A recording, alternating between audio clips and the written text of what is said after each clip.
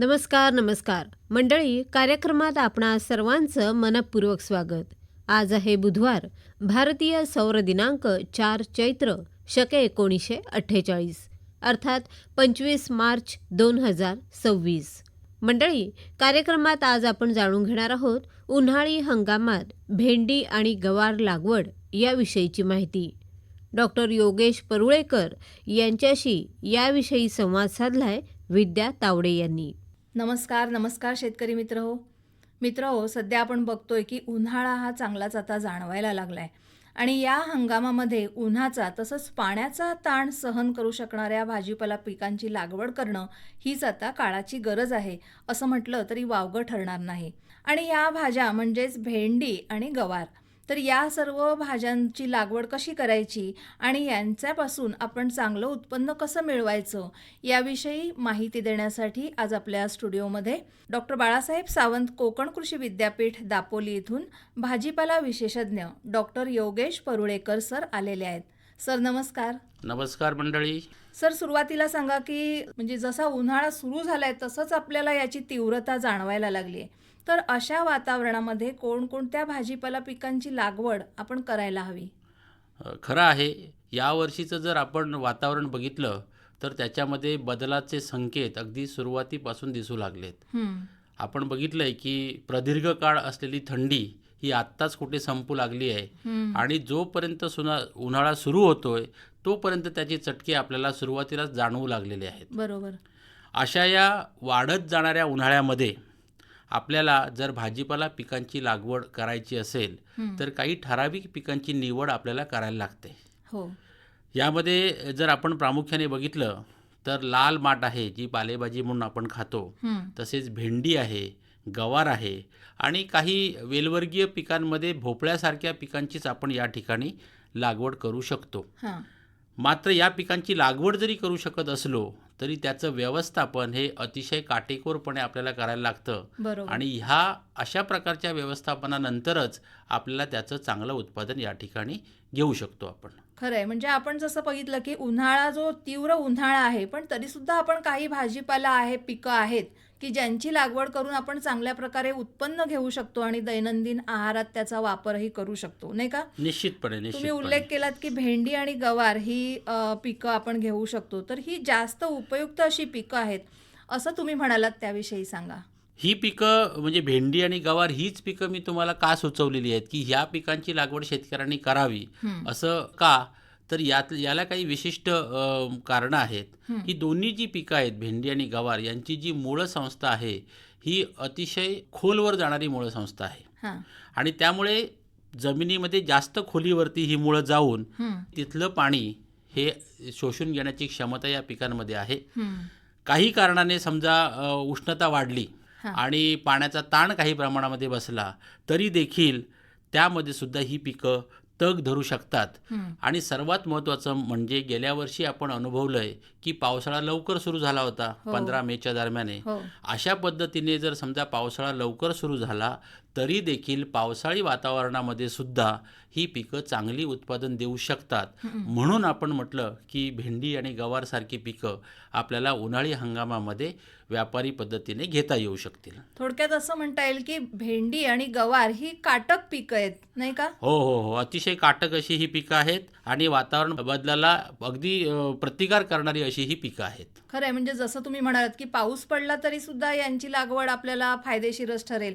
तसं आपण पाहतो की अक्षय तृतीयेच्या मुहूर्तावरती सुद्धा आपण या भाजीपाला पिकांची लागवड करतच असतो, पण त्याआधीच जर आपण ह्याची लागवड केली तर आपल्याला उन्हाळी हंगामात सुद्धा भाजीपाला मिळवू शकू, नाही का? नक्की. आणि उन्हाळी हंगामामध्ये ज्या पिकांचं आपण उत्पादन घेऊ त्यावेळी इतर भाज्यांचं प्रमाण, बाजारामध्ये उपलब्ध असलेल्या इतर भाज्यांचं प्रमाण हे कमी असल्या कारणाने त्यावेळी जर उत्पादन झालं तर शेतकऱ्याला निश्चितपणे बाकी हंगामापेक्षा जास्तचा भाव या ठिकाणी मिळू शकतो आणि म्हणून ते जास्त फायदेशीर त्या ठिकाणी ठरतं. पण ही जी लागवड आहे ती पावसाळी हंगामात सुद्धा आपल्याला उपयोगी पडू शकते? हो, तसं मी म्हटलं, आता साधारणपणे ही दोन्ही पिकं आहेत ही 90, 100, 110 दिवसाची पिकं आहेत. आत्ता जर आपण मार्चमध्ये लागवड त्याची केली तर साधारणपणे पावसाळा येईपर्यंत 60 ते 70 दिवस पूर्ण होतात. त्यानंतर देखील 1 महिन्यापर्यंत या पिकांचं उत्पादन आपण उन्हाळी लागवडीपासून घेऊ शकतो. बरोबर. त्यामुळे पावसाळी हंगाम असू देत किंवा उन्हाळी हंगाम असू देत, या दोन्ही हंगामामध्ये ही पिकं अतिशय चांगल्या पद्धतीने तग धरू शकतात. म्हणून आपण या उन्हाळी हंगामामध्ये या पिकांची लागवड करावी असं बरोबर. शेतकऱ्यांना सुचवत आहोत. तर या सर्व पिकांच्या लागवडीसाठी जमीन कोणत्या प्रकारची हवी आणि हवामान कशा प्रकारचं त्याला मानवतं? ही जी पिकं आहेत, पालेभाज्या असतील किंवा भेंडी आणि गवारी ही पिकं जी असतील, ही जी पिकं आहेत ही उष्णकटिबंधामध्ये येणारी पिकं आहेत. हे साधारणपणे 20 ते 35 अंश सेल्सिअस तापमानामध्ये यांची चांगली वाढ होते. हां. विशेषतः भेंडी आणि गवार या पिकांना जर थंडी जास्त असली, म्हणजे 15 अंश सेल्सिअसपेक्षा तापमान कमी असलं तर त्यांची वाढ मंदावते. परंतु अगदी 35च्या पुढं जाऊन 40पर्यंत जरी गेलं आणि आपण पाणी पुरवठा व्यवस्थितपणे जर केला तर त्या पिकांपासून चांगलं उत्पादन आपल्याला घेता येईल. हां. वाढलेल्या उष्णतेमुळे देखील त्याच्या फुलांवरती किंवा फळगळीवरती फारसा परिणाम होत नाही. फुलगळ किंवा फळगळ त्यामध्ये दिसून येत नाही. त्यामुळे आपण या पिकांची लागवड या कोकणातल्या जमीन आणि हवामानामध्ये करावी असं आपण सुचवतो. बरोबर. जमिनीची बाबत जर बोलायचं झालं तर पाण्याचा निचरा होणारी जमीन आणि जी सुपीक असेल अशा कुठच्याही जमिनीमध्ये आपण या पिकांची लागवड करू शकतो. पाण्याचा निचरा होणारी असं का म्हटलं मी, तर आत्ता पाण्याचा निचरा होण्याचा काही प्रश्न नाही आहे, कारण उन्हाळा आहे. परंतु जर पावसाळा लवकर सुरू झाला तर पाऊस 4, 5, 6 दिवस सतत पडला तरी त्या जमिनीमध्ये पाणी साचून राहता कामा नये, बरोबर. कारण साचलेल्या पाण्यामुळे त्याच्या वाढीवर निश्चितपणे परिणाम होईल. त्यामुळे पाणी न साचणारी आणि सुपीक असणारी कोणतीही जमीन आपण या पिकांच्या लागवडीसाठी वापरू शकतो. बरोबर. आता भेंडी तसंच गवार या पिकांची लागवड उन्हाळ्यामध्ये कोणत्या पद्धतीने करणं गरजेचं आहे? भेंडी असू देत किंवा गवार असू देत, ही तशी पारंपरिकपणे शेतकरी घेत आलेला आहे कोकणातला. परंतु पारंपरिक लागवड पद्धतीमध्ये एकतर सपाट वाफ्यांवरती किंवा सरी वरंब्यावरती याची लागवड केली जाते. आता यामध्ये तोटे काय, तर रोग आणि किडीचा प्रादुर्भाव वाढतो, हो. तण मोठ्या प्रमाणामध्ये येतं, पाणी जास्त लागतं, हे सगळे याचे तोटे आहेत. आणि या पारंपरिक पद्धतीने जर आपण लागवड केली तर आपल्याला त्यापासून अपेक्षित उत्पादन मिळणं कठीण होतं. म्हणून आपण आत्ता अलीकडे लोकांना असं सुचवतो की त्यांनी जमिनीची नांगरणी वगैरे केल्यानंतर 1 मीटर रुंदीचे गादी वाफे तयार करावेत. या गादी वाफ्यांवरती प्लास्टिकचं आच्छादन वापरावं आणि त्या आच्छादन वापरलेल्या गादी वाफ्यांवरती आपण भेंडीची लागवड त्या ठिकाणी करायची आहे. त्यामुळे काय होतं की बाष्पीभवन कमी प्रमाणामध्ये होतं आच्छादन असल्यामुळे, पाणी कमी प्रमाणात लागतं साहजिकच, आणि तणांचा प्रादुर्भाव मोठ्या प्रमाणावरती कमी होतो आणि चांगलं उत्पादन शेतकऱ्याला त्यापासून घेता येतं. बरोबर. म्हणजे आच्छादनाचा सुद्धा याला चांगला फायदा मिळू शकतो. आच्छादनाला अतिशय चांगला रिस्पॉन्स देणारी ही दोन्ही पिकं आहेत. आता लागवड करताना या पिकांची अजून काय काळजी घेणं गरजेचं आहे? जसं आता आपण म्हटलं की आच्छादन करून झाल्यानंतर आपल्याला प्रत्येक वाफ्यावरती 2 ओळीमध्ये लागवड करायची आहे. म्हणजे एका वाफ्यावरती 2 ओळी असतील. 2 ओळींमध्ये साधारणपणे 45 सेंटीमीटर म्हणजे 1.5 फूट एवढं अंतर आपण राखलं पाहिजे. आणि नंतर प्रत्येक ओळीमध्ये, म्हणजे एका ओळीमध्ये जी 2 रोपं आपण लावणार किंवा 2 झाडं लावणार त्याच्यामध्ये 1 फुटाचं अंतर आपण त्या ठिकाणी ठेवायचं आहे. आणि मग काय करायचं की ती 2 ओळी ठरल्या की प्रत्येक 1 फुटावरती आपण त्या आच्छादनाला छिद्र पाडायचं आहे आणि त्यामध्ये आपण 3 ते 4 बिया त्या ठिकाणी लावायच्या आहेत, जेणेकरून त्याची उगवण झाल्यानंतर प्रत्येक ठिकाणी आपण 2 रोपं राखायची आहेत. जास्तची रोपं जर आली असतील तर ती रोपं आपण त्या ठिकाणी काढून टाकायची आहेत, म्हणजे पुरेसं झाडांची संख्या त्या ठिकाणी राहील शेतामध्ये. बरोबर. अशा पद्धतीने जर लागवड केली तर एका गुंठ्याला साधारणपणे 150 ग्रॅम बियाणं या दोन्ही भाजीपाला पिकांचं आपल्याला पुरेसं होतं. बरोबर. आता हे सगळं लागवडीचं नियोजन झाल्यानंतर आपल्याला लागवडीसाठी कोणकोणत्या जाती या फायदेशीर ठरू शकतील? आता जर आपण बघितलं तर भेंडी असू देत किंवा गवार असू देत किंवा बाकी कुठच्याही भाजीपाला पिकं असू देत, मोठ्या प्रमाणावरती नवीन नवीन जाती बाजारामध्ये उपलब्ध आहेत. आता भेंडीची जर आपण उदाहरण घेतलं तर भेंडीचं विद्यापीठाने कोकण भेंडी नावाची एक जात विकसित केलेली आहे. आणि त्याचं बियाणं विद्यापीठ स्वतः निर्माण करतं, तयार करतं. जशी शेतकऱ्याची मागणी आहे तसं आपण बियाणं शेतकऱ्याला पुरवत असतो. या व्यतिरिक्त अनेक कंपन्यांचं बियाणं बाजारामध्ये उपलब्ध आहे. विशेषतः महिकोची 10 नंबर भेंडी किंवा राधिका नावाची जात आहे, ही या ठिकाणी भेंडीची जात शेतकऱ्यांमध्ये चांगली प्रसिद्ध पावलेली आहे. हां. जर आपण गवारचा विचार केला तर त्याच्यामध्ये पुसा नवबहार आहे, पुसा सदाबहार आहे, शरद बहार आहे, या जाती बाजारामध्ये उपलब्ध आहेत. तसंच अंकुर राणी नावाची संकरित जातसुद्धा गवारची बाजारामध्ये उपलब्ध आहे. या जातींचा वापर शेतकऱ्यांनी लागवडीसाठी करावा. कोकणाच्या हवामानामध्ये या जाती चांगल्या उत्पादन देतात असं दिसून आलेलं आहे. बरोबर. भेंडी आणि गवार या पिकांचा आपण विचार करतोय, तर या पिकांपासून अधिक उत्पादन मिळवण्यासाठी कोणकोणती खतं आणि कोणत्या प्रमाणात ती द्यायला हवीत? खत व्यवस्थापन किंवा अन्नद्रव्य व्यवस्थापन हा महत्त्वाचा भाग आहे. विशेषतः ज्यावेळी उन्हाळ्यामध्ये आपण लागवड करतो त्यावेळी पुरेशा प्रमाणामध्ये अन्नद्रव्य उपलब्ध होणं, यावरती तुमच्या लागवडीचं त्याचं सक्सेस आहे किंवा त्याचं यश आहे हे त्या अन्नद्रव्य आणि पाणी व्यवस्थापनावरती अवलंबून आहे. त्यामुळे करायचं असं की ज्यावेळी आपण जमीन तयार करतो, आता कोकणातला शेतकरी काही एकरवर लागवड करत नाही, काही गुंठ्यांमध्ये त्याची लागवड असते. त्यामुळे प्रत्येक गुंठा जमिनीमध्ये 150 ते 200 किलो चांगलं कुजलेलं शेणखत किंवा कंपोस्ट खत किंवा गांडूळ खत यापैकी काहीही ही जमीन तयार करताना वापरून टाकायचं. आता यामध्ये मी एक शब्द वापरला, चांगलं कुजलेलं. याचं कारण असं आहे की जर ते कुजलेलं नसेल तर त्यामधून मोठ्या प्रमाणावरती गवताच्या बिया या येतात आणि शेतामध्ये मोठ्या प्रमाणावरती गवत येतं. जेवढं गवत वाढेल तेवढी पिकाची वाढ कमी होईल आणि रोग आणि किडींचा प्रादुर्भाव त्या ठिकाणी वाढेल. त्यामुळे जे सेंद्रिय खतं आपण वापरतो ती अतिशय चांगली कुजलेली असली पाहिजेत, याची दक्षता घ्यायची. आणि त्यानंतर प्रत्येक गुंठ्यामागे लागवडीच्या अगोदर ज्या आपण आता ओळी मारलेल्या आहेत बेडवरती, त्या ओळींमध्ये प्रत्येक गुंठ्याला 3 किलो सुफला हे खत त्या शेणखतामध्येच किंवा त्या ओळीमध्ये मिसळून द्यायचं. चांगलं जमिनीमध्ये मिक्स करून घ्यायचं, मिश्रण करून घ्यायचं आणि त्यानंतर त्याच्यावरती आपण बियाण्याची लागवड करायची आहे. एकदा का त्याची उगवण झाली, आपण त्यातली अधिकची जी रोपं आहेत मगाशी आपण चर्चा केल्याप्रमाणे ती कापून टाकली, पुरेशी रोपांची संख्या त्या ठिकाणी आपण ठेवली की त्यानंतर प्रत्येक गुंठ्याला आपण बाजारामध्ये 19-19-19 हे विद्राव्य खत उपलब्ध आहे आणि युरिया सुद्धा उपलब्ध आहे. हे 50 ग्रॅम 19-19-19 हे पाण्यात विद्राव्य खत आणि 100 ग्रॅम युरिया हे युरिया पाण्यात विरघळतं. ही दोन्ही खतं पाण्यात विरघळून ही एका गुंठ्याला द्यायची. असं आपण आठवड्यातनं 2दा करायचं. आणि हे जे सायकल आहे हे आपण चालू ठेवायचं. जसं जसं उत्पादन पुढं जात जाईल, कालावधी पुढं जात जाईल, दर आठवड्याला ही आपण खतं त्याला देत राहिलो तर या दोन्ही पिकांना जे अन्नद्रव्य आवश्यक असतात ती अतिशय मुबलक प्रमाणात उपलब्ध होतात. झाडांची वाढ अतिशय चांगली होते आणि आपल्याला अपेक्षित असलेलं उत्पादन आपण सहजपणे त्या ठिकाणी गाठू शकतो. बरोबर. सर, तुम्ही म्हणताय की खत आणि पाणी व्यवस्थापनाला फार महत्त्व आहे, नाही का? पण अलीकडे आपण बघतो की उन्हाळ्यामध्ये पाण्याची बऱ्याच ठिकाणी ही कमतरता असते. मग अशा वेळी कसं व्यवस्थापन आपण करायला हवं? आता उन्हाळ्यामध्ये पाण्याची कमतरता बऱ्याच ठिकाणी असते. जे काही पाणी उपलब्ध आहे ते पाणी आपण योग्य वेळी आणि योग्य प्रकारे वापरणं गरजेचं आहे.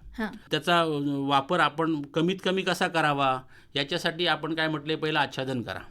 आच्छादन केल्यामुळे तुम्हाला एक तर 50% तुमचं जे अपव्यय होणारं पाणी आहे ते पाणी तुम्ही त्या ठिकाणी थांबवता आणि त्या पाण्याचा तुम्ही चांगला उपयोग करू शकता. बेड तयार झाल्यानंतर, गादी वाफा तयार झाल्यानंतर एका गादी वाफ्यावरती आपण आच्छादन पसरण्याच्या अगोदर एक ठिबकची लाईन टाकतो. त्याला इनलाईन असं पण म्हणतात किंवा ठिबक असलेली लाईन.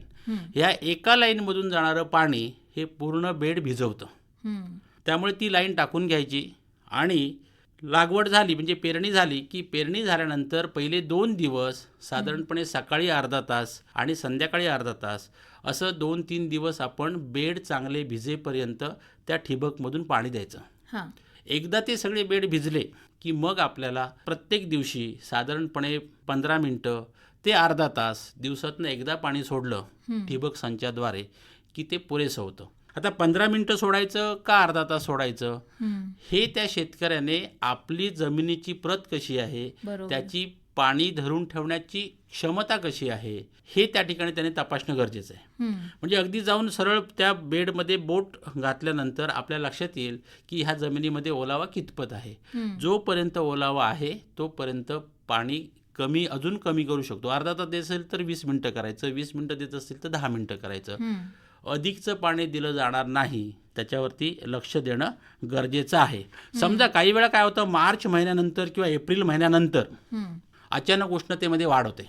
हो. मग अशा वेळी आपल्याला काही वेळा एकतर पाणी देण्याचा कालावधी वाढवायला लागतो, हम्म. किंवा जर तुम्हाला एकदा पाणी द्यायच्याऐवजी 2दा द्यायचं. हम्म. आणि पाण्याचा चांगला उपयोग जर करून घ्यायचा असेल तर एक तर पाणी सकाळी लवकर द्यायचं हम्म. किंवा संध्याकाळी 5-6च्या नंतर द्यायचं, जेणेकरून दिलेलं पाणी हे बाष्पीभवनाद्वारे त्याचा वाफ होणार नाही आणि पिकाला जास्तीत जास्त त्याचा उपयोग होईल. हां. अशा पद्धतीने आपल्याला त्या ठिकाणी पाणी द्यायचं आहे. आणि दुसरं काय, तुमचं जे निरीक्षण आहे हम्म. ते निरीक्षण असणं अत्यंत गरजेचं आहे. ते जे पीक असते ते तुम्हाला सांगत असतं की बाबा मला आता पाण्याची गरज आहे. हां. जसं माणसाला पाण्याची तहान लागली की आपण मागतो पाणी पाहिजे मला, हम्म. ते मागू शकत नाहीत, पण त्याचे जे चिन्ह आहेत, हम्म. त्याचे परिणाम आहेत ते पिकावर दिसायला लागतात. रोपं जर थोडीशी कोमेजल्यासारखी दिसत असतील हां. दुपारी किंवा संध्याकाळची, तर समजायचं की ह्यांना पाणी कमी पडतंय, तरच आपण त्या पाणी थोडंसं वाढवायचं आहे.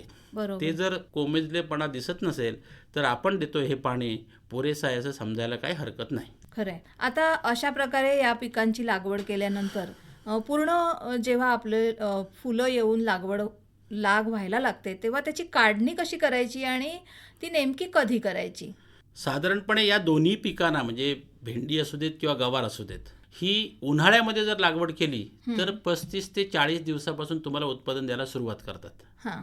हीच जर लागवड तुम्ही पावसाळी केलीत किंवा हिवाळ्यामध्ये केलीत हम्म. तर तुम्हाला उत्पादन द्यायला पावसाळ्यामध्ये 45 ते 50 दिवस लागतात. हो. पण इथे उन्हाळ्यामध्ये काय होतं, त्याचं उत्पादन लवकर सुरू होतं. हम्म. म्हणजे साधारणपणे 35-40व्या दिवसापासून तुम्हाला त्याची काढणी करावी लागते. हम्म. ही दोन्ही पिकं अशी आहेत की तुम्हाला 1 दिवसाआड तर काढणी करायलाच पाहिजे. हां. जर तुमचं 2-5 गुंठे क्षेत्र असेल तर 1 दिवस आड करून तुम्हाला त्याची काढणी करावी लागते. हम्म. भेंडीसारख्या पिकाला फूल ज्या दिवशी उमलतं त्यात उमललेल्या दिवसापासून 6व्या-7व्या दिवशी ते व्यवस्थित तयार झालेलं असतं. हम्म. पण त्या 7व्या दिवसाचा 8वा दिवस उजाडला की ती भेंडी जून होते. हम्म. आणि आपल्याला माहिती आहे जून झालेली भाजी बाजारामध्ये कोणीही विकत घेणार नाही, हो. म्हणून ती जून होणार नाही हम्म. याचं आपण दक्षता घेणं गरजेचं आहे. पूर्ण वाढलेली पण कोवळी असलेली हम्म. ही भाजी आपण ओळखायची आहे. ती सहजपणे ओळखू शकतो शेतकरी. बरोबर. ती सहजपणे कधी ओळखता येते, आपण दर 1 दिवस आड करून त्याची काढणी करत राहिलो तर आपल्याला लक्षात येतं की आज आपण कोणती फळं काढणं गरजेचं आहे. हम्म. या दोन्ही पिकांची काढणी 1 दिवस आड करून होणं गरजेचं आहे. अशा पद्धतीने जर काढणी केली तर आपल्याला एका गुंठ्यापासून 150 ते 200 किलो हम्म. एवढं उत्पादन त्या ठिकाणी मिळतं. हम्म. आणि हे एकूण 25 ते 30 काढण्यामध्ये मिळतं. हां. म्हणजे तुम्हाला 1 दिवस आड करून साधारण 50-60 दिवसाचा कालावधी आपल्याला फळं काढणीचा मिळतो. तर त्या ठिकाणी आपल्याला हे तेवढ्या काढण्या मात्र करणं गरजेचं आहे. हां. कमी आठवड्यातनं एकदाच काढणी करायला गेलात तर तुम्हाला विक्री योग्य नसलेलं उत्पादन जास्त मिळेल बरोबर. आणि पुढे जे उत्पादन येणार आहे ते पण फार कमी होईल त्या ठिकाणी. हां. आणि सुदैवाने या दोन्ही भाज्या अशा आहेत की यांचा वर्षभर बाजारातला दर हा कधीच कमी नसतो. हो. खरंय. बाकी तुम्ही बघितलं तर टोमॅटो आज 10 रुपये उद्या 5 रुपये पण होतो, कधी 50 पण होतो. पण ह्या भाज्या अशा आहेत की यांचं दरामध्ये सातत्य असतं. म्हणजे मागणी कायमस्वरूपी याला असते. त्याला मागणी कायमस्वरूपी असते. कोणीही म्हणजे असं नाही की बाबा, आणि उत्पादन खूप मोठ्या प्रमाणावर होत नाही. जसं टोमॅटोचं किंवा कांद्याचं उत्पादन कधी कधी झालं तर खूप मोठ्या अचानक प्रमाणावर जास्ती होतं. होतं. तसं यांचं होत नाही आणि सातत्याने सगळीकडून मागणी असते. त्यामुळे बाजारातले दर ह्या दोन्ही भाज्यांचे टिकून राहतात आणि म्हणून शेतकऱ्याला त्याच्यापासून चांगला फायदा या दोन्ही भाज्यांपासून मिळतो. बरोबर. आता या भाज्या ज्या आहेत त्याच्यावरती कोणते कीड आणि रोग दिसून येतात विशेष करून, आणि त्यांचं व्यवस्थापन मग कसं करायचं? या दोन्ही भाज्या आहेत ह्या अशा आहेत की या दोन्ही भाज्यांवरती असे कोणते फार मोठे रोग आणि कीड त्या ठिकाणी येत नाहीत. येणार कुठच्या तर रसशोषक किडी. हम्म. आणि ह्या रसशोषक किडी आहेत त्या कधी येतात ज्यावेळी त्या शेतामध्ये गवताचं जर प्रमाण वाढलं की रसशोषक किडी आल्या. बरोबर. त्यामुळे आपण गवताचा बंदोबस्त करतो का, एक म्हणजे आच्छादन केलेलं आहे. दुसरी गोष्ट, आपण चांगले कुजलेले सेंद्रिय पदार्थ वापरायचे आहेत म्हणजे गवत येत नाही. आणि आवश्यकता वाटल्यास 25-30 दिवसानंतर, पेरणीच्या नंतर एकदा वाटलं जर गवत आहे तर पूर्ण काढून घ्यावं. त्याच्यानंतर आपण त्या ठिकाणी गवत काढायची गरज भासत नाही. बरोबर. अजून एक कारण जर आपण त्या ठिकाणी बघितलं, अधिक पाणी लावायचं नाही. पाणी अधिक लावलं की पिकाची अवाजवी वाढ होते. जेवढी अवाजवी वाढ होईल तेवढं त्या ठिकाणी रोग किडीचा प्रादुर्भाव त्या ठिकाणी वाढतो. बरोबर. त्यामुळे अशा आपण ज्या पद्धतीने चर्चा केली तशी जर लागवड केली तर फारसा रोग आणि किडीचा प्रादुर्भाव होत नाही. जर किडीचा प्रादुर्भाव, रसशोषक किडीचा प्रादुर्भाव आढळला तर आपण एखादी दुसरी रासायनिक कीटकनाशकांची फवारणी करायची. तुम्ही डायमेथोएट करा, 10 लिटरला 15 मिली घ्या आणि फवारणी करा. पण कोणतंही रासायनिक कीटकनाशक हे काढणी सुरू झाल्यानंतर भाजीपाला पिकामध्ये वापरायचं नाही. का तर आपण काढलेली भाजी हा ग्राहक खात असतो. त्यामुळे रासायनिक कीटकांचे वापर हा काढणी सुरू झाल्यानंतर पूर्णपणे बंद करायचा. गरज लागत नाही.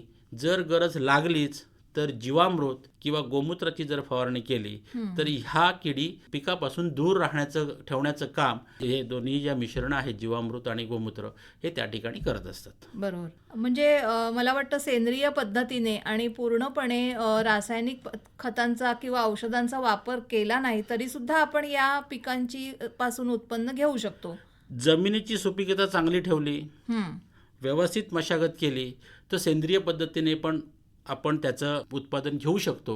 समजा जमीन कमी सुपीक आहे तर काही प्रमाणामध्ये, अगदी ज्याला आपण एकात्मिक पद्धतीने, म्हणजे कमीत कमी रासायनिक खतांचा आणि इतर रसायनांचा वापर करून आपण यांचं चांगलं उत्पादन घेऊ शकतो. शेवटी ही जी गवार आणि भेंडीची पिकं जे शेतकरी मित्र घेऊ इच्छितात त्यांना तुम्ही काय सल्ला द्याल? वातावरण बदल तर कोकणामध्ये दिसून आलेला आहे. आपली पारंपरिक जी पिकं आहेत, आंबा असू देत, काजू असू देत, या दोन्ही पिकांना यावर्षी तर हा फटका बसू लागलेला आहे. त्यामुळे आपल्याकडे जे उपलब्ध साधन सामुग्री आहे, साधन संपत्ती आहे, म्हणजे जमीन असेल, पाणी असेल, शेणखत असतील, याचा आपल्याला अतिशय चांगल्या पद्धतीने वापर करणं गरजेचं आहे. मग आणि हा वापर कुठे करायचा हे सुद्धा महत्त्वाचं आहे. आणि म्हणून या साधन संपत्तीचा वापर करून ही जी भेंडी आणि गवार यासारखी जी पिकं आहेत, ज्यांच्या बाजाराच्या दरामध्ये सातत्य आहे, ज्यांना रोग आणि किडीचा प्रादुर्भाव कमी होतो, ज्यांना इथलं जमीन आणि हवामान दोन्ही पोषक आहेत, अशा पिकांची निवड आपण करावी आणि त्यांचं काटेकोर व्यवस्थापन आपण करावं आणि त्यांच्यापासून चांगला नफा त्यांनी घ्यावा, असा संदेश मी या निमित्ताने या ठिकाणी शेतकरी बांधवांना देत आहे.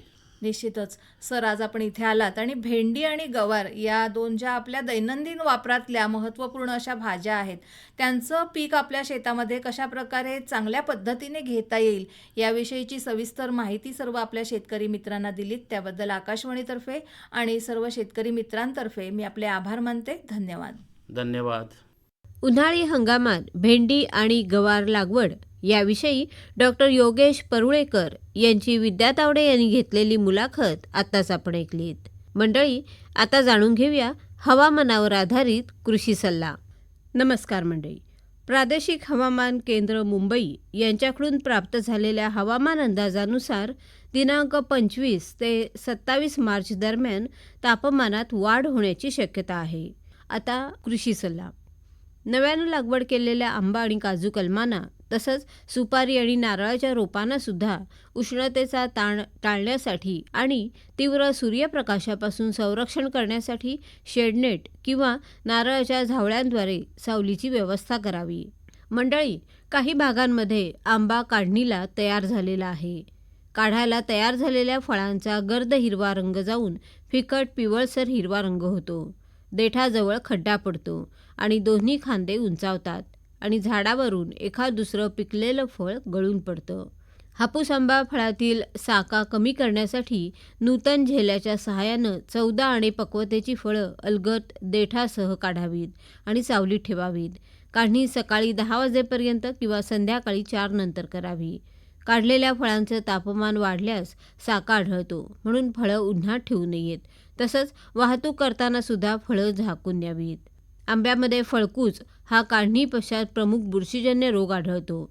फळं काढल्यानंतर पिकण्याच्या अवस्थेपर्यंत फळांवर तपकिरी काळ्या रंगाचे चट्टे दिसून फळं कुजतात. त्यासाठी फळं काढणीनंतर 52°C पाण्यात 10 मिनिटं बुडवून काढावीत. अशी फळं खोक्यात भरावीत किंवा पिकण्यासाठी आढीत ठेवावीत.